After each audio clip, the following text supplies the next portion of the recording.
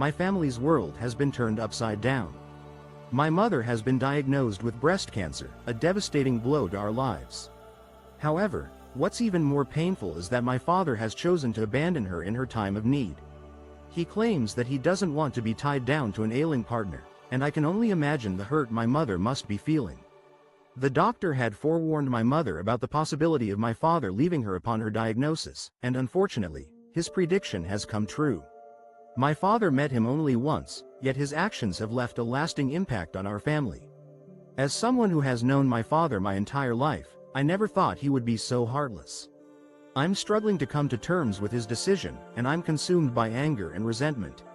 He told me that my relationship with him shouldn't be affected by his decision, but I fear that it will be impossible to move forward under these circumstances. Edit. This story highlights a very real and sensitive topic, and I want to emphasize the importance of supporting loved ones through difficult times. If you or someone you know is experiencing a similar situation, please reach out to a trusted friend, family member. Sometimes I'm silenced by the things my daughter says back to me. I, 40M, told my 17-year-old daughter she's not allowed to be alone on dates with her 18-year-old boyfriend because I know teens sneak to have sex if left unchaperoned. She says, "You know there's lunch BR." There are moments when my daughter's sharp wit leaves me speechless. As a 40-year-old father, I recently had a stern conversation with my 17-year-old daughter about the restrictions I've placed on her dates with her 18-year-old boyfriend. My main concern is that teenagers often engage in intimate behavior when left unsupervised, and I was trying to protect her from such situations. However, my daughter shot back with a clever retort, pointing out that there are opportunities for private encounters in school, such as during lunch breaks, in bathrooms, or on bleachers. Her words hit a nerve, leaving me feeling stumped and wondering if my rules would truly make a difference. In that instant, I was taken aback by her insight, and my initial anger gave way to a mixture of awe and embarrassment at being outsmarted by my own daughter. Edit. This story was originally posted on Reddit's r/dad jokes and r/parents communities, where users expressed a mix of amusement and empathy towards the father's situation. Update. Since the story's initial posting, it has garnered over 20,000 upvotes and numerous comments from users who have shared their own similar experiences with their teenage children. TLDR. If I committed suicide, all my friends would be like, "He never said anything," and "I wish I was there for him when he needed. But when I try to hang out, everybody is so busy and reschedules and lefts me on read." I do get people in the 40s have jobs and careers and families, but it's disheartening to think that if I were to face a difficult moment, those closest to me might be left wondering why I didn't reach out sooner. However, in reality, I'm often left feeling disconnected from friends who are too busy to catch up, constantly rescheduling and leaving me hanging with unread messages. I understand that life gets in the way, especially for those in their 40s who have careers, families, and other responsibilities. But when I see friends sharing their exciting adventures on social media, I'm left feeling puzzled by the difficulty in finding time to meet up, even for a casual cup of coffee every few months. Edit. I'm not planning to do anything harmful. I played a prank making my mom think she won $100,000 on a scratch-off ticket and instantly regretted the decision. It hurt her a lot more than I thought. The saddest part is she was celebrating all kind of stuff she was gonna do for me, not even herself. I am a terrible fucking. I made a grave mistake when I let my friends and I play a cruel joke on my mom, making her believe she had won a massive sum of money on a scratch-off ticket. The consequences of my actions were far more severe than I had anticipated. It pained me to see the genuine joy and excitement fade from her face as the reality of the situation set in. What hurt the most was watching her imagine all the wonderful things she could do for me, oblivious to the fact that it was all just a cruel deception. She had pictured paying for my education and treating me to all sorts of luxuries, even using the non-existent winnings to settle her own debts. Her selflessness was heartbreaking, and I was the one who had caused her so much pain. As the truth sank in, she broke down in tears, and I was left with the weight of my own guilt. I am deeply ashamed of my actions, and I am still grappling with the consequences of my mistake. I don't know how to make things right, but I know I must try. Edit.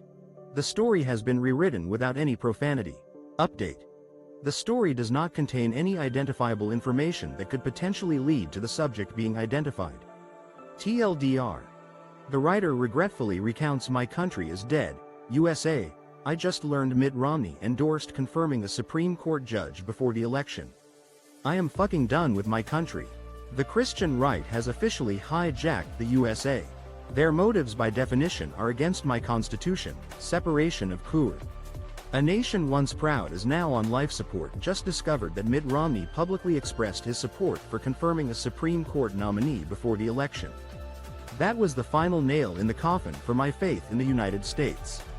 It seems the Christian right has successfully taken control of my country's agenda, completely disregarding the fundamental principles of the U.S. Constitution.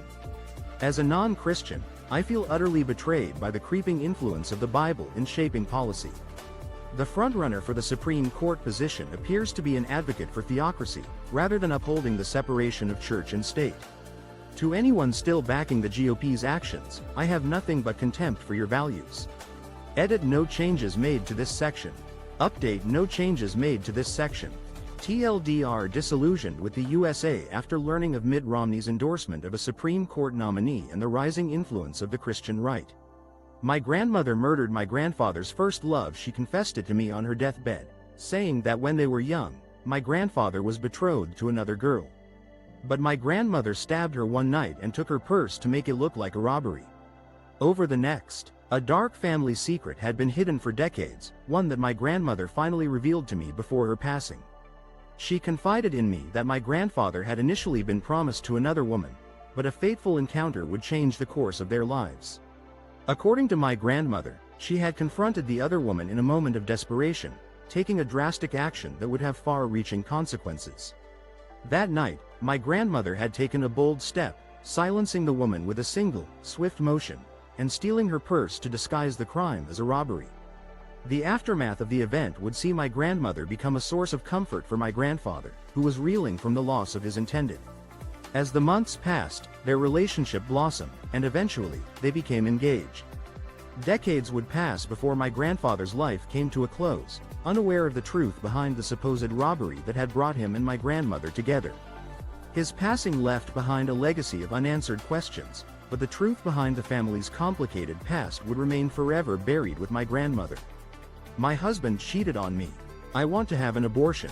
He is in a bad place mentally. My husband cheated on me with his best friend in the beginning of our marriage. She only chose to tell me after she found out that we are pregnant. We have been trying to get pregnant for 3 years. The aftermath of my husband's infidelity has left our relationship in shambles. Given the recent news that we're expecting a child, I'm now grappling with the daunting prospect of raising a baby with a partner who has consistently struggled with the emotional fallout of his actions. To add to the complexity of this situation, my husband's best friend was the person he chose to betray our trust with, and it happened right at the beginning of our marriage.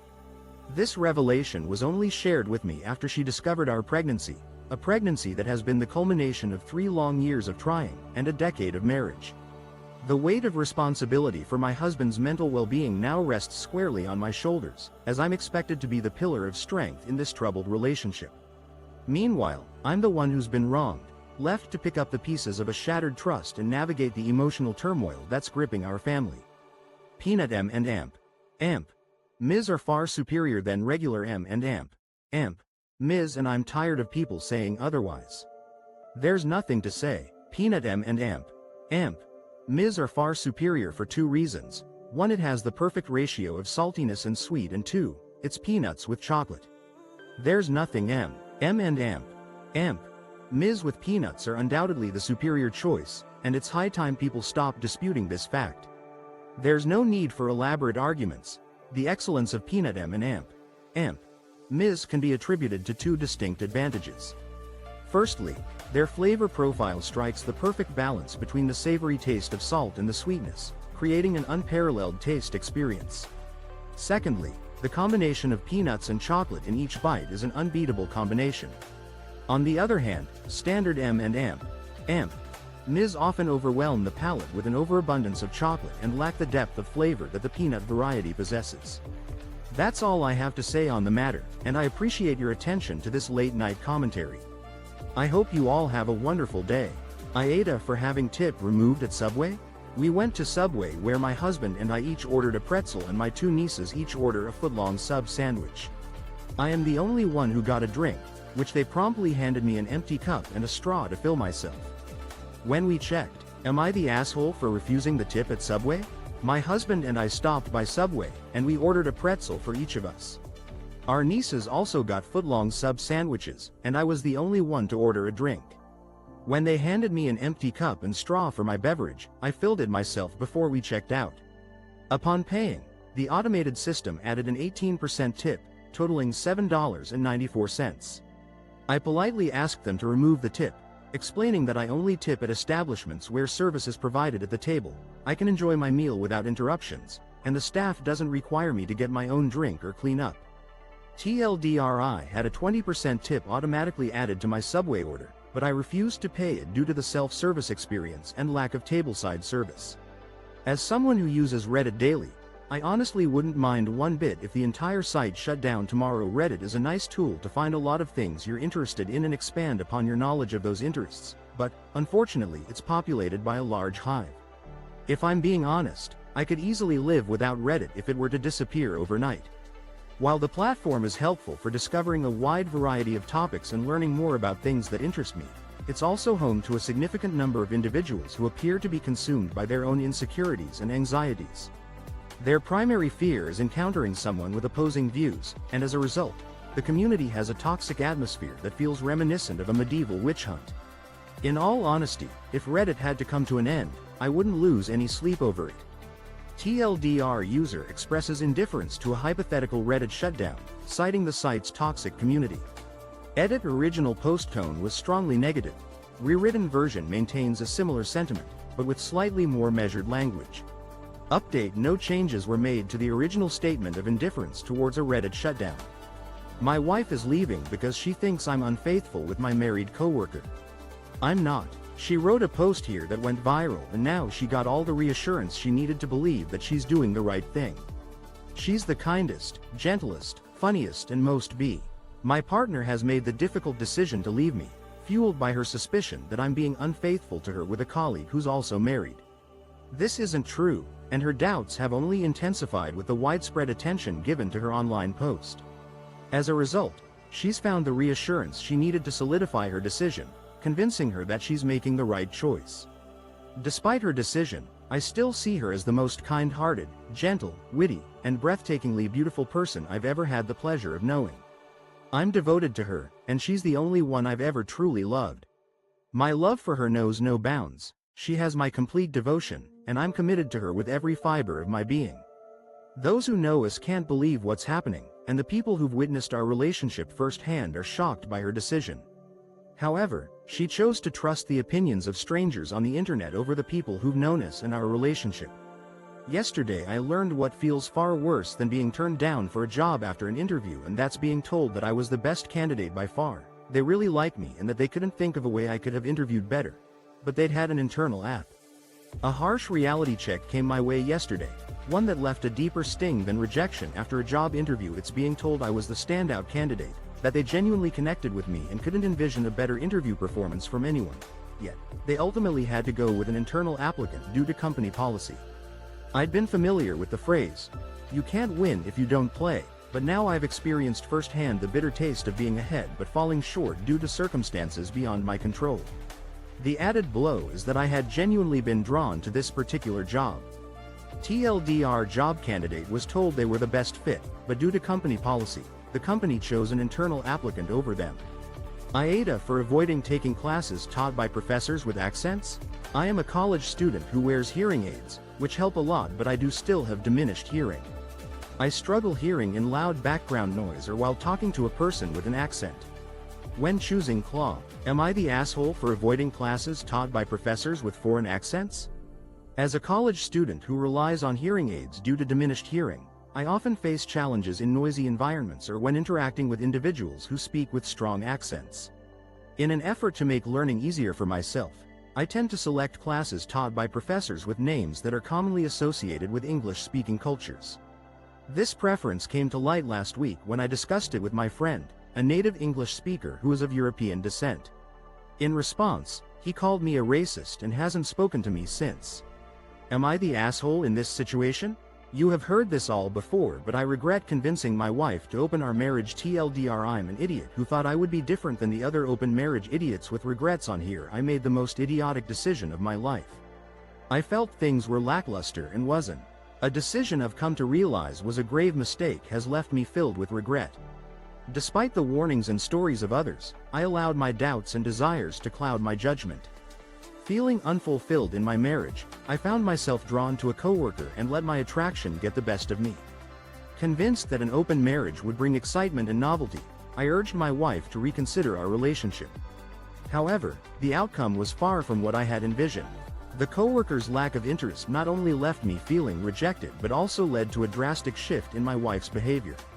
She has become involved with numerous individuals, and I'm left struggling to cope with the situation.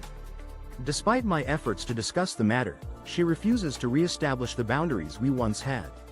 I'm now faced with the difficult decision of either accepting this new reality or risking the end of our marriage. I can't tell my family or friends because they'll ask for money, but I just got a 33% raise at work, and on top of that I'm getting a huge